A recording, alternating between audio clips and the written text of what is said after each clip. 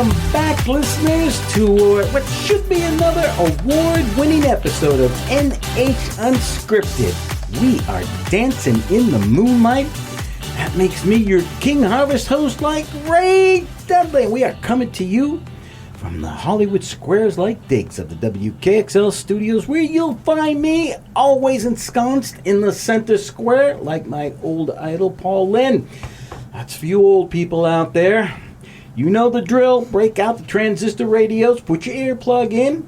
You want to find us at 1450 AM, 103.9 FM in Concord, 101.9 FM for the beautiful souls in Manchester. And yeah, duh, we got a URL. It's nhtalkradio.com, as if you didn't know. That's where all the cool kids hang out.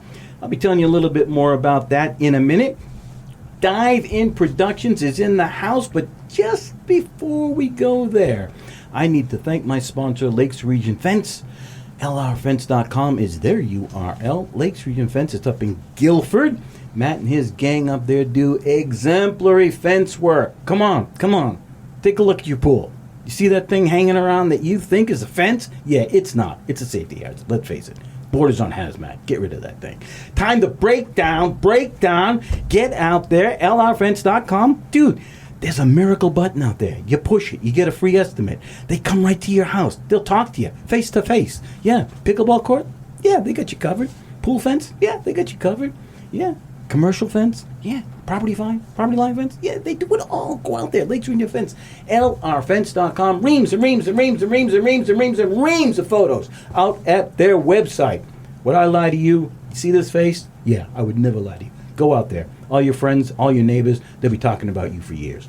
LRFriends.com. Thanks, Matt. We appreciate all you do for us here at NH Unscripted. Okay, I dropped a little hint. Dive In is in the house. We are talking with Will Saxe. Good morning. Hey, how's it going, Ray? And Heather Howe.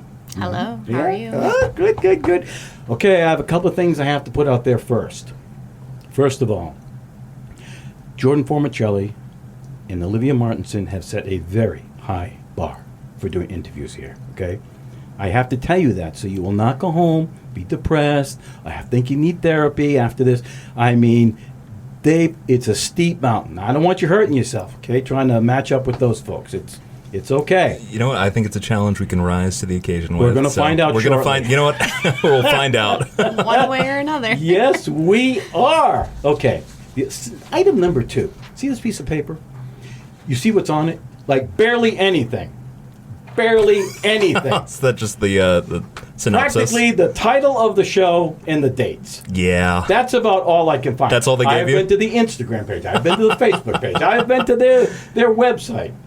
What do I need? Like a secret handshake, or like is it written in invisible ink? You'll find out everything when you buy the tickets. No. I have no idea. It could be a one-man show, stand-up comedy. Could be a 50-voice choir for all I know. Well, and you know what? That's the joy of having a completely original piece be produced. Yes, apparently so. Now, I do know that your name is on everything.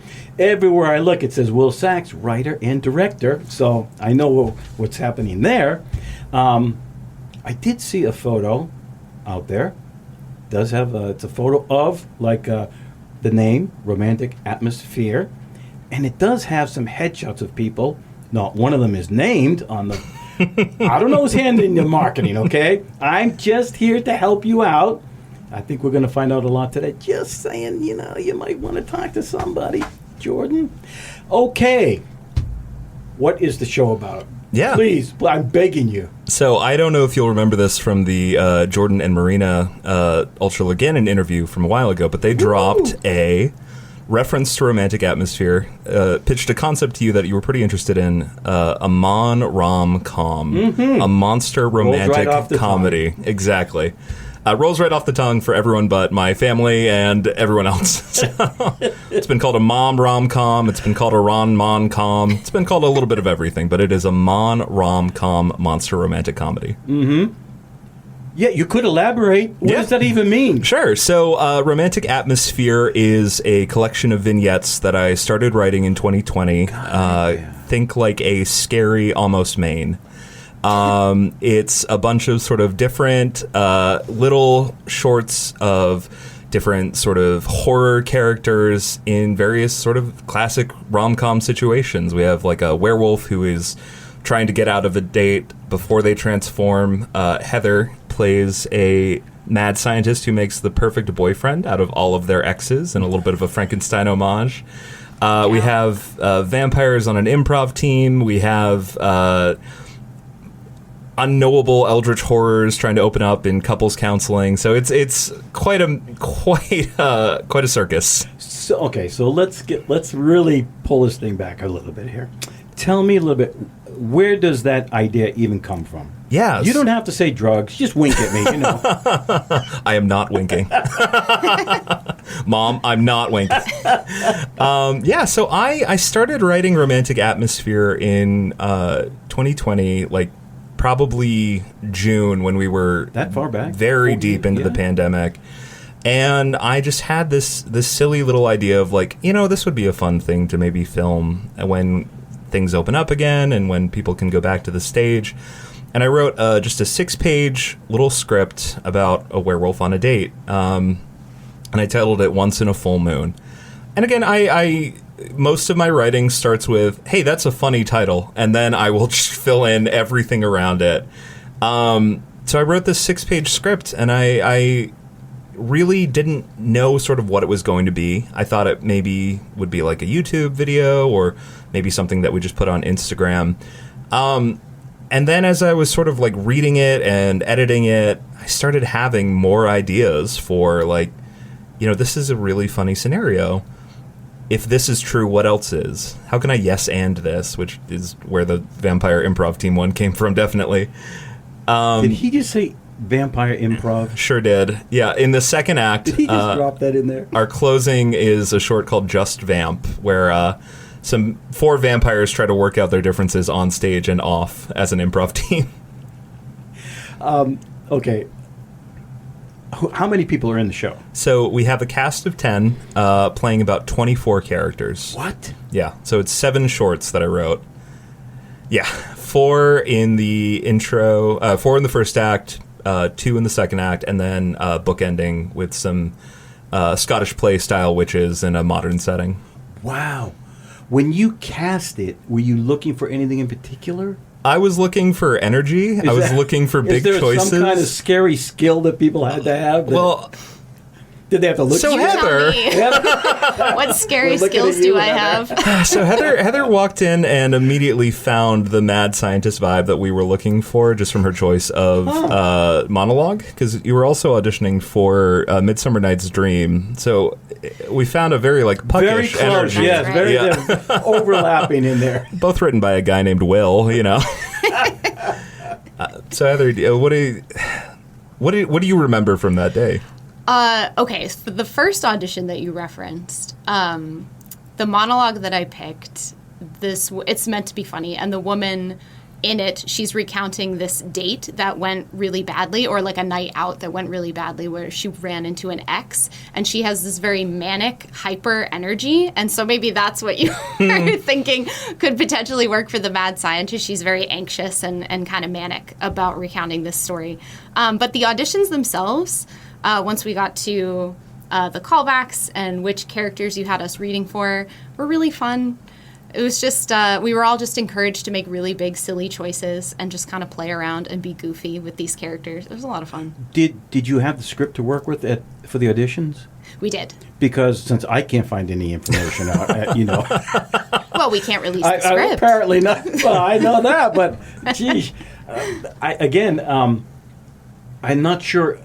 I seen one poster where there are things down at the bottom, and I don't know if those are scene titles at the bottom. Oh, yeah. So I designed the poster with help from Nick Allen, who is playing the Frankenstein of ex-boyfriends that Heather creates in her lab / dad's basement. Francis. Not Frankie, Francis. And so I was really trying to capture the like 1960s like romance comics, the sort of like Roy Lichtenstein, like woman crying. Yeah. And so it's that, but with a guy with like a Cthulhu head. And so it's made to look like a comic book, basically. And then it says also in this issue, I'll just list them right now. It's Witch Sesh, Once in a Full Moon, which is the werewolf one. Pieces of You, where a mad scientist makes... Oh, you hear that? A Yes, preview. you do. Cliffhanger. I love them. I love them. You are listening to NH Unscripted. I am your happy to be out of bed host, Ray Dudley. You can find us 1450 AM, 103.9 FM for the folks in Kankakee, 101.9 FM. You beautiful souls in Manchester. NHTalkRadio.com is the URL where there's a lot happening out there, but I'll tell you about that later. We got more to talk about. We'll be right back.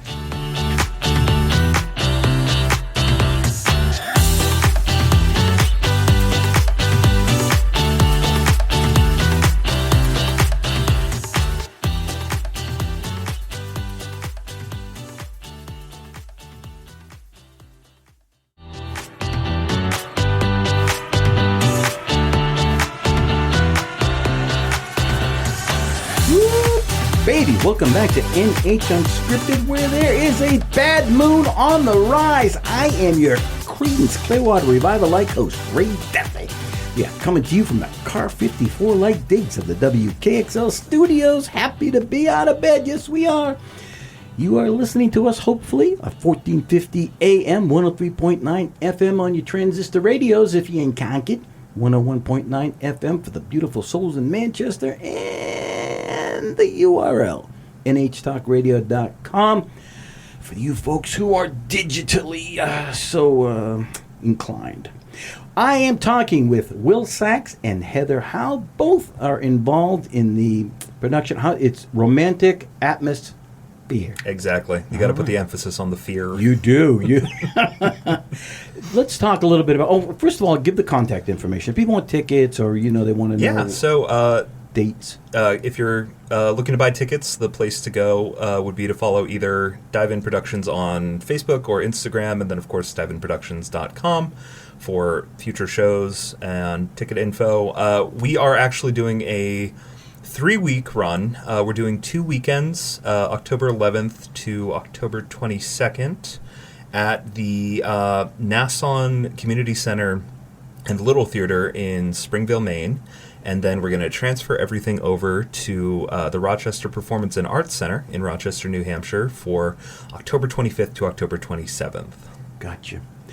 How did the main venue come about? Yeah, so that is run by a guy named David Parent, who is one of the most just energetic, most supportive theater advocates I've ever met. It's an amazing little theater that's gone through a lot of reconstruction along with the rest of the downtown in Springvale and Sanford. And he had been wanting to work with Dive-In for the longest time. And like all of us. Like all of us, exactly.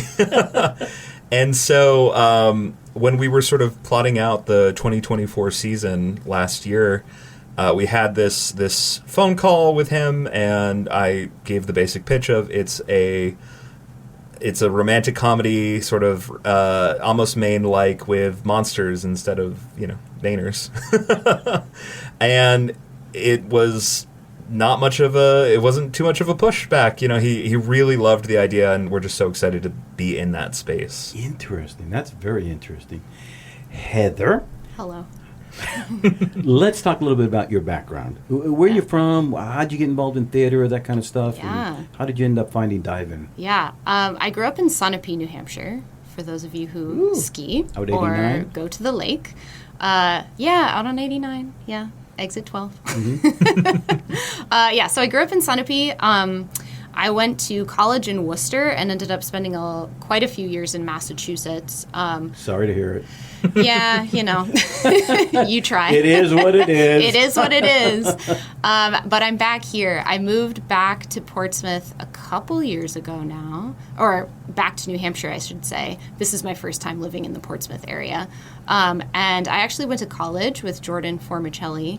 So when I moved back to this area, I reached out to Jordan pretty quickly just to see what was going on in the area. And from there, got back involved in theater, which was really fun. Did you study the arts in college? I did. You yeah. did? Yeah. Anything in particular, or just general I theater? studied theater and English. Interesting. So how did you find out about this production, and then What made you decide, oh, I'm in. I've got to be there. I mean, I think the first time I heard about it was through word of mouth, honestly, just being friends with Jordan. Well, you had more information than I got then. And the first scene that I saw performed as kind of a teaser before the auditions was the Once in a Full Moon werewolf date scene. What? And Who did that? That was me and Jordan at the Dive-In 10th anniversary. Oh, I showed up for that, but I couldn't stay. Oh, yeah, Dang, second man. act. Oh, man. All that information you've been asking for was Yeah, right there there. There it was. So, let's talk a little bit more about the play itself. Yeah. Are any parts you say that part of it is musical? No, I'm None not, of it? not ready to write a musical. None of it is musical? Not yet. I think maybe It's all skits? it's all skits. Yeah. That's interesting. So it's there's the werewolf one, the Frankenstein one. There's one that I really love called Hello from the Other Side, which is a kind of a woman who's been ghosted by her ex goes to a psychic medium to contact him, and chaos ensues. And then two zombies, which Heather's also in, go to a friend's for game night and find out that maybe their relationship is as dead as they are. So, Oh. Did you have any ideas that you saved for like a sequel or something? you know, it's funny. It's Because how I can't imagine you stopped it. Oh no, they I tried writing a monologue as an audition piece for people to read, just to get a sense of what does it sound like to have their words coming out of, or my words coming out of their mouth. And it was like a breakup letter to Bigfoot, and just saying I believed in you, but I don't know if you ever believed in us, Bigfoot. So we'll see what the sequel entails. Heather, how many roles are you playing? Just Two. one? You two. Two. And Yeah, they the Frankenstein woman, Victoria, piecing together all the best parts of her ex-boyfriends to make the perfect boyfriend, and one of the zombies in the zombie couple. Yeah. Are you? Are there? How many other people are on stage with you when you're on? During In your- the Frankenstein-inspired scene, Pieces of You, that's just me and Francis, my perfect boyfriend. And then in the zombie scene, Till Death, there are 4 of us on stage, 2 couples. No dancing or singing. I'm shocked. I know No it's dancing or a departure singing. for a dive-in show, but There's I'd some be- physical comedy, though. So, what's the hardest part about staging this? it's been living with me for 4 years. It was with me through the pandemic. Then I moved to Cleveland, Ohio for a year, and then moved back, and I wrote a lot of it in Ohio. Because much like being in the pandemic, I was in Ohio, and also kind of oh, this is not a great place to be. Sorry to our Ohio listeners. So we've trashed Massachusetts. We've trashed Ohio. New Hampshire's just the best. Yeah, We know this. It is what it Of is. course. The hardest part, I think, has been how do I get this from how I've been picturing it for these 4 years to actually translate it on stage and communicate what my vision has been into now, because this is my first time directing. I've actually never directed before, and I went really back and forth on, am I too close to this show? Do I want to let somebody else take it and just sort of reinterpret my vision? And in the end, I was like, this is my baby. It's been with me for so long. This first go around, I really want to be able to have sort of the creative say on it, and Yeah. I'm glad I did. So that opens up a few, not a can of worms, but I have some questions there. How many iterations? I know a lot of times a writer goes through iteration after iteration, trying to. Did you have that same cycle of I had to rewrite it, this wasn't quite working what I thought? I have found that my writing process is I will write myself all the way into a corner, and then it's up to me to write myself out. It's What? very much like a rat going through a maze trying to find the cheese. But I've had Dive-In's help for a lot of this. Actually, last year is when they launched the Dive Incubator series, which Yes. is their sort of new works workshopping program. I came up with the title for it, just saying. Oh, look at him go! But so that was the sort of first time it was ever read on a stage, really first time it was ever read publicly. And I brought these first 4 shorts that I wrote that now make up the first act. And we had, let's see, yeah, like probably about 20 people. Like we had double cast, so during the first half of the day, people just read it so we could get the dialogue, and then during the second half, people got up and acted it out, and we had about like 36 people there in total who filled out a worksheet and gave me more feedback than I could ever use in my whole life. But that was sort of when I knew like I would always give Dive-In right of first refusal for this show. You know, they helped me sort of make it what it is, and I want to be able to turn around and be like, hey, here you go. You're okay taking feedback? As I know some writers are just like, do not even touch that. That's my baby. I always want to be... So I come from a creative media world. I was a video editor, video producer for a number of years, so I'm very used to working by committee. And, you know, I just want to make this, like... There's the jokes that I find funny, and then there's a wider audience. And the most that was evident was writing Must Love Crafts, which is the Cthulhu monster tries to open up, even though it's an unknowable eldritch horror. And the first time everyone read it, this one was like a second reading in my living room last November, people were like, I don't quite get it. Whew. We're going to park there for a second. We're going to mine that one later. You are listening to NH Unscripted. I am your host with the bunny slippers on, Ray Dudley. We're coming to you from the YMCA-like digs of the WKXL studios. I can smell the chlorine from the pool all the way out here. 1450 AM, 103.9 FM, Concord-based. 101.9 FM for the beautiful souls in Manchester. And our URL is nhtalkradio.com. We got some more chatting to do about this show. Be right back.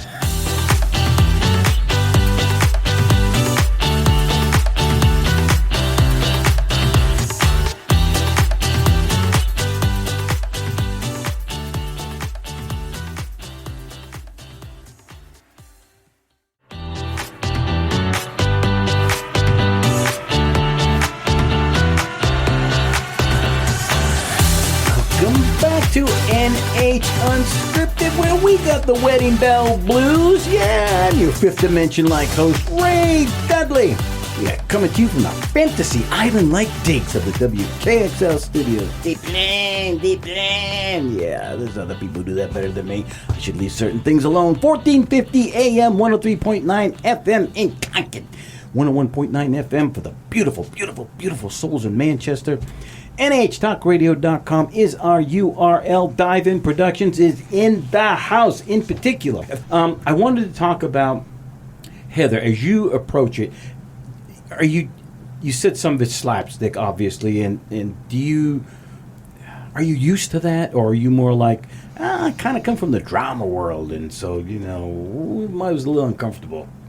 I like to get really silly and weird, so I wouldn't say I'm used to it necessarily, but it's really fun for me to do the big, crazy stuff. In particular, when you think of like the slapstick or the physical comedy, the zombies, walking around doing the zombie kind of physicality really is a lot of fun. Yeah? Mm-hmm. So you get to like just let loose? Is this your chance to... Yeah, very much let loose. Are you finding things in each rehearsal that make it better? It embellishes it more and more and more? Yeah, I would say so. And I find that tends to happen too once we get off book and learn all our lines, which is coming up. But yeah, even just in the time that we've had so far, we're already finding new stuff every time we run it. Yeah. It's a lot of fun. Will, when you write things, and as you kind of alluded to this earlier, you see it, you hear it a certain way, and then it gets put up, or you at least go through the workshop stages of it. Are there things that you thought, oh, that kind of didn't work like I thought it should, or oh, that works really good and I'm really proud of that? Did that stuff happen to you? There are definitely a number of jokes that ended up on the cutting room floor just because they were too esoteric, or it really only worked as something that was written down.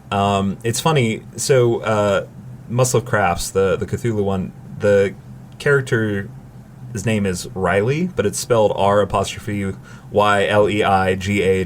just meant to be like unpronounceable, very Lovecraftian. And I think it was even Jordan who pointed out, like, so you never actually have that spelled out. And I was like, well, they can read the names in the program. And they were like, yeah, they could, but they might not. And I went, oh, yeah. But yeah, no, it's been all the feedback I've gotten has been great, and it's really helped sort of shape this as like a community project in a way. It's very dive-in. Oh, I see. You put that moniker on it. Very interesting. How many people, again? You said there's 12? So we have 10 total. 10 Then myself as the director, Jordan Formicelli as our stage manager, Jackson Clifford as our assistant stage manager. Oh, they're gonna be mad if I forget anyone, but it's Heather Howe, obviously. I just forgot Heather's name, so there you go. Concord local, Daniel Kerr, who's you might have seen at the Concord Community Players. Jamie Ammon, Jordan Raymond. We have 2 Jordans. Nick Allen, Jeremy Toussaint, Lauren Rose. Should see them squirming trying to figure these out. Regan Camere. And Haley DeValier. Yes. And oh no. We'll come back to Ryan Clark. Ryan Clark. Oh no. We're sorry, Ryan. Ryan's hilarious.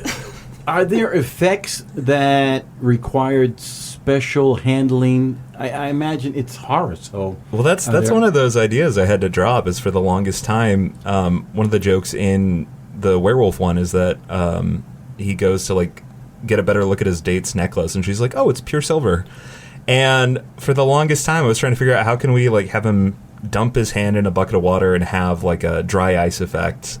And science has caught up with reality of, like, probably not safe to have someone dunk their hand with a bunch of dry ice in there. But that's what fog machines are for. Yeah, it's nice that you stumbled upon that fact. So we're working with Sarai Kramer as our costumer, who costumed She Kills Monsters, the other dive-in production, so I knew that she would be the perfect person for this. And then Billy Butler, who is just a genius. They're our lighting designer, and I'm so excited to see what they come up with, because these shorts, they've really lived a life on their own. There was the workshop, there was the Dive-In 10th anniversary show. One of them was actually performed at the Players Ring as part of their Dionysia Short Works Festival, which Jordan directed. And then Just Vamp, the vampire one, just showed up in the Dive Incubator workshop show at New Hampshire Theater Project. Wow. So this is us finally putting them all together. Do you think some theaters work better for this than like the small intimate ones as opposed to like a larger? Well, and that's what's funny is we're actually get the opportunity to be both in like a larger theater and a smaller intimate one, going from Nassau Community Theater and Community Center Little Theater to RPAC. And it will definitely have some like fun challenges as we readjust to the sizing and the spacing. But this cast is just so adaptable to everything I've thrown at them. So logistically, because there are so many scenes, is there much scene change happening in there? So we have Marina Altschuler-Gannon, one of the co-directors of Dive-In, is also our set designer for this, and it's a very modular show, and so we've needed a very modular set. So we've almost got like 4 panels that can be turned into 7 different sets based on how they're rotated or how they're moved across the set. My biggest concern for this show has never been the acting or the audience. It's always been how can we make sure that people stay engaged during the scene changes. And so we found this really fun. I almost describe it as like a big puzzle box, basically. So scene changes can be brutal. Yeah. Brutal. And if they're not done right, you just lose the audience. I mean, oh my God. Can't tell you how many shows I just shake my head thinking, looking at my watch, come on, this can't be. You practice this, right? So you've got this 4-panel modular system going there. And are there other parts? Are there other components? I know, is there blood involved in some of the scenes? There's actually no blood. Yeah. Wait. You said it's a horror show. I know. It's also a rom-com, though. How much blood is in When Harry Met Sally? Okay. Well, it wasn't like When Harry Met Sally and they were werewolves. There's a dinner scene, but that's about it. But there's no blood involved? I thought maybe we had makeup blood. I saw a hatchet. Did I not see a hatchet out there somewhere? There's some bloody props. But no one's going to get blasted with like fake blood in the front row. There's no splash zone. Not like for a this. Gallagher concert. You know? Yeah, it's not that. No raincoats involved. So then what? So first of all, how long is it? How long does the whole thing take? Yeah, I think with intermission, it's going to be probably about 2 hours on the dot. Oh, that's decent. Yeah. That's not bad at all. Yeah. Is there one act that's like a lot longer than the other? They're about the same size, just because I wrote the last two. So I wrote the first one in 2020 and the last one in 2023. And I think my writing definitely evolved during that time, and I definitely evolved during that time. And so the last two are a bit longer than just the shorts, but they have the same vibe all throughout. So yeah, that's interesting. Are there parts that you think that you are there? How do I phrase this? I know there are parts that you probably favor that you can't wait to see, that you really like, you really put your heart and soul into it, or maybe that the cast just all of a sudden, because of the way they looked at it or improvised it, it's turned out to be like a highlight. Are there portions like that, or do you love all your kids the same? I do love all my kids the same. Listen to you. I set you up. I have a very special place in my heart for Till Death, which is the zombie one. Partly because that one was based on my last relationship. I'm telling too much here, but that one was. And let's just say we weren't the happy couple in that one. Oh my God! So, how big of an auditorium is the one in Maine? Nassau, I want to say, is like 100+ seats. Oh, that's decent. Yeah, it's like a box, right? gorgeous little but it's like stadium seating almost, kind of. It's just a great space. They are wrapping up It Runs in the Family now. I think they've got Mary Poppins on the horizon, so they do a lot there. Wow, Mary Poppins! Mm-hmm. Wow, in that little theater. Jeez. Well, Hatbox did some great stuff too. I mean, they had some 1776. Come on, I don't know how they do that. Good grief, the music already! Stomping my feet. You are listening to NH Unscripted. I am Ray Dudley. I'm the one wearing the Nehru jacket and the platform shoes. You got it. Hopefully you're listening to us on 1450 AM, 103.9 FM in Concord, 101.9 FM in Manchester for the beautiful souls down there. NHTalkRadio.com is our URL. We are talking about Dive In Productions Romantic Atmos-Fear. Yeah, we'll be right back.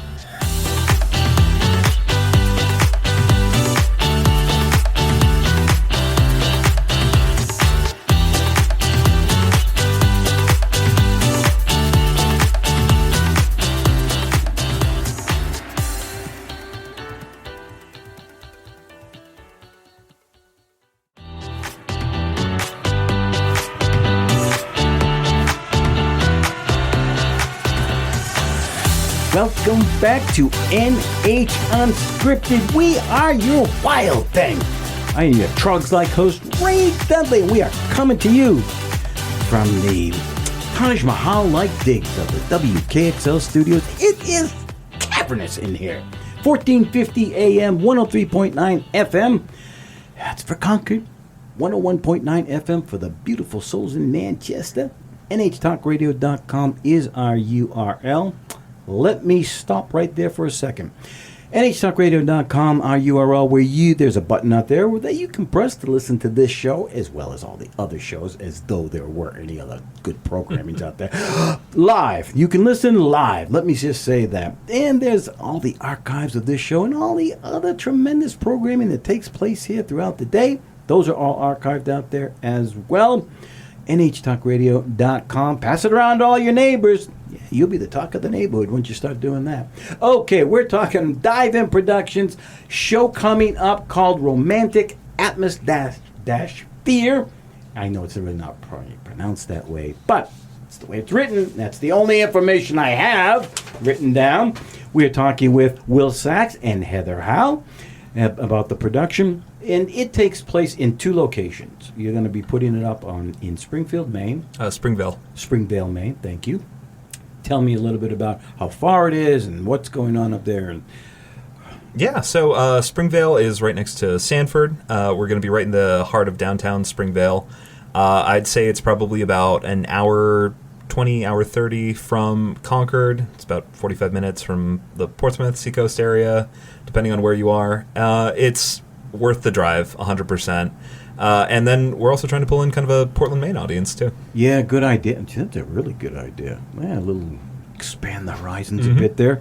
Tell me, you said that you felt this was good timing for this show. Yeah, so I was always split between, do we put this up in February to just have the weirdest Valentine's Day, or do we put up this up in October? That's interesting. Yeah. And then we went with, let's put it up in October. Probably makes a little bit more sense. Really in a Nightmare Before Christmas scenario. Is this a... I could see that, though, coming out of Valentine's Day. That would be cute. That would be cute. So you did choose, they said it's also family-friendly-ish.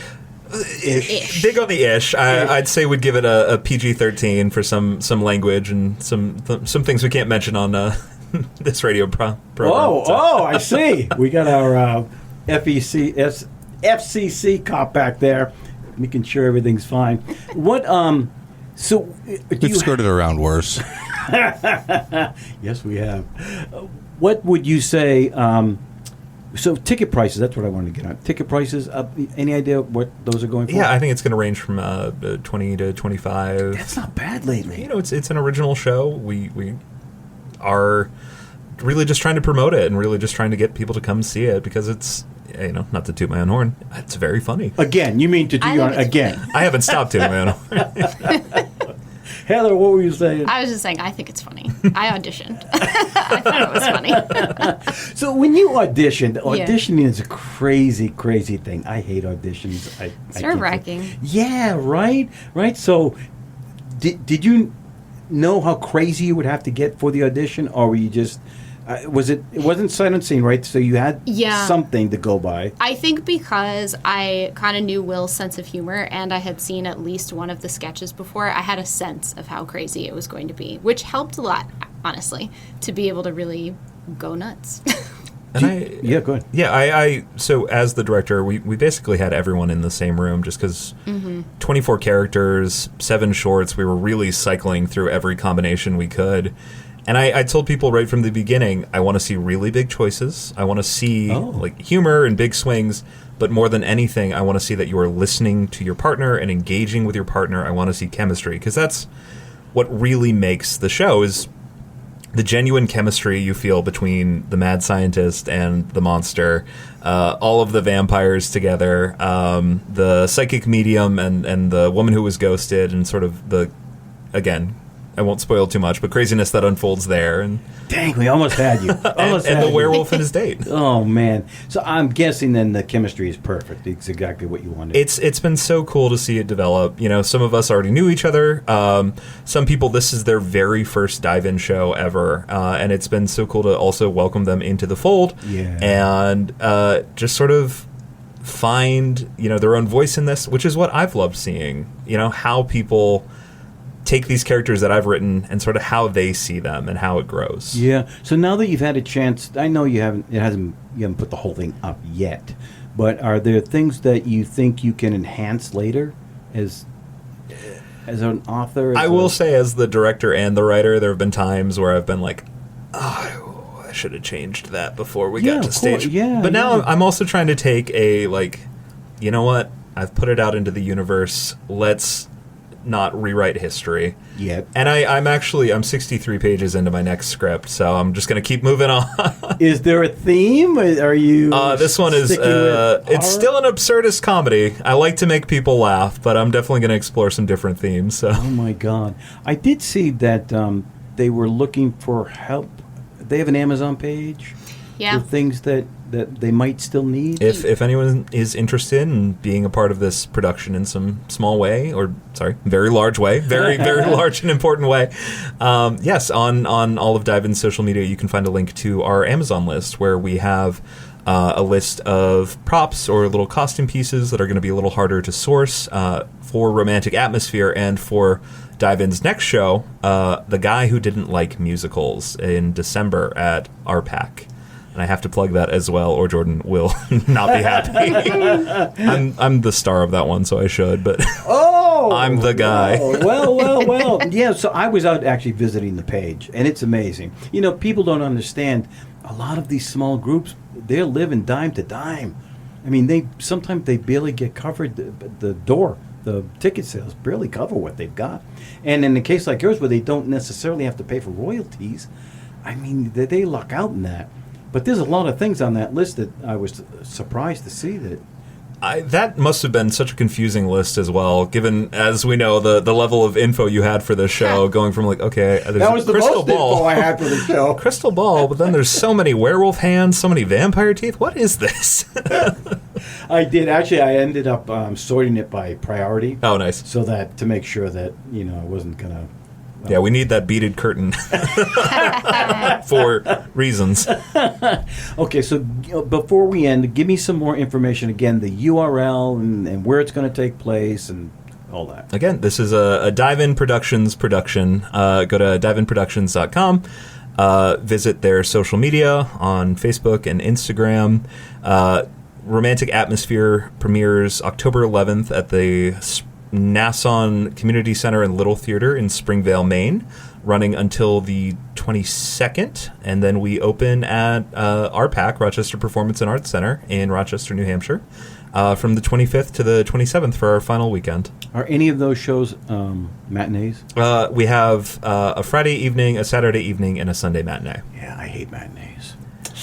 I just figured, why split the audience on Saturday? I know, but there's something about the doors always open. It's matinees. daylight, I know, but I've just done so many where it's full of kids or people like myself who are grayish and need to go in and out a lot, and it just drives me crazy. But when you're doing a horror show, it's supposed to be like dark and eerie and that kind of stuff. I will say, you mentioned the Hat Box earlier. I miss it very dearly, but yeah, there was nothing like being so involved and invested in a show at the Hat Box and then have someone walk in thinking they were walking into the mall with broad daylight, just screaming out. Yeah. Shout out to Andrew Pinard. Oh, I remember those days, mother of God. Yeah, it's another reason why I disdain them so much. The cast... There are how many men? How many women? Is it evenly split? It's I think 6 and 4. Yeah, 6 women, 4 men. No, it's the reverse. I think 6 men, 4 women. No, or is it 5 and 5? I think it's ended up as 5 and 5. Never mind. Have you all been at rehearsals? Not sure. I'm just so in character. Were there parts that that you thought were male dominated, and then you switched them over because of who auditioned, or? Well, I actually did kind of the opposite with Francis and Riley, the Cthulhu monster. I was kind of looking for like a female identifying actor for those roles, and then there's auditioning and then there's callbacks, and we had a lot of time in between both where life happens and other shows happen. But speaking of other shows... Dang! You have been listening to NH Unscripted. My guests today have been Will Saxe and Heather Howe. We are talking about... Go ahead and say it. Well, how do you pronounce it? Romantic Atmosphere. There you go. It's taking place in October. Go out to their website and get some information. Well, you'll probably find more than I got out there. Anyway, 1450 AM, 103.9 FM in Concord is where you hear this show. 101.9 FM for the beautiful souls in Manchester. nhtalkradio.com is our URL. Thank you for being here, both of you. I really do appreciate it. Hi, Jordan. Bye.